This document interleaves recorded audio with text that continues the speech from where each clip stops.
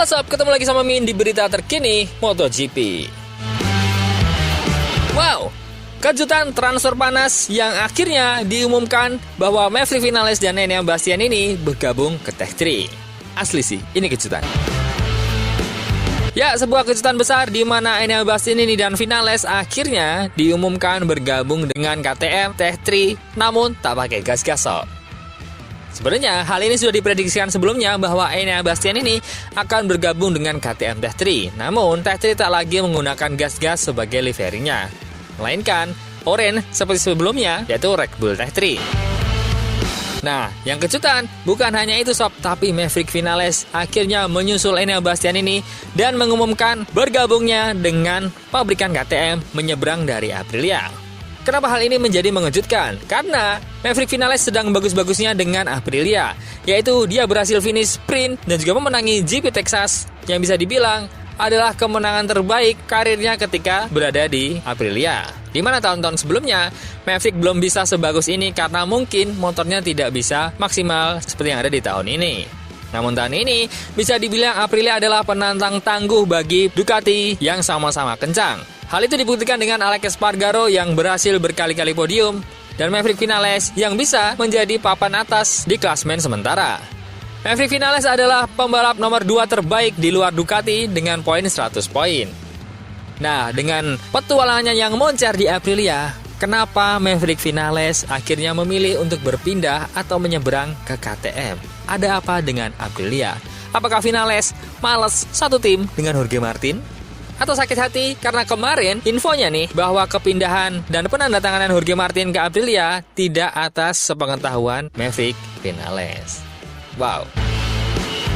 Baik Vinales dan Bastianini kini telah menandatangani perjanjian multi tahun. Dari pihak Tech3 menyatakan bahwa kami dengan senang hati mengumumkan bahwa Enea dan Maverick Vinales akan bersama kami tahun depan dan kami kembali ke KTM. Dengan Brad Binder dan bintang rookie Tech3 saat ini Pedro Acosta dikonfirmasi di tim pabrikan KTM. Baik Jack Miller dan Augusto Fernandez akan meninggalkan proyek RC16.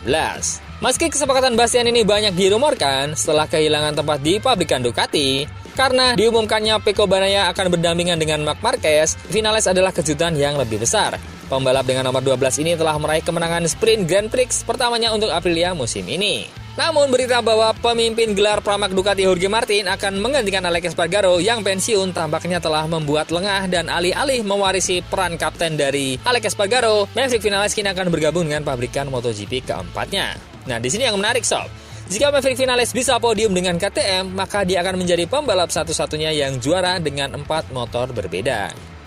Vinales, semenjak debutnya, dia sebelumnya selalu berada di tim pabrikan. Nah, kali ini dia memutuskan untuk berada di tim satelit, dan satelit yang mampu menunjukkan kekuatannya lewat Pedro Acosta. Vinales memiliki 10 kemenangan MotoGP bersama Suzuki, Yamaha, dan Aprilia, sementara Bastianini adalah pemenang balapan 5 kali dengan Desmos edisi.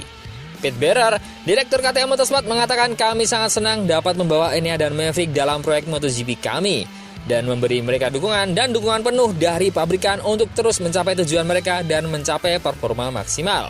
Itulah yang dikatakan Pete Bearer, di mana hatinya sangat senang karena mendapatkan 2 limpahan pembalap cepat di tim satelitnya. Bahkan 2 pembalap yang juga memiliki kecepatan penuh ketika ada di pabrikan. Memang sih, Ducati Effect ini menjalar kemana-mana. Nah, di sisi lain, harapan terbaik Jack Miller adalah untuk tetap menjadi pembalap pabrikan MotoGP musim depan tampaknya ada di Repsol Honda jika Juan Mir pergi.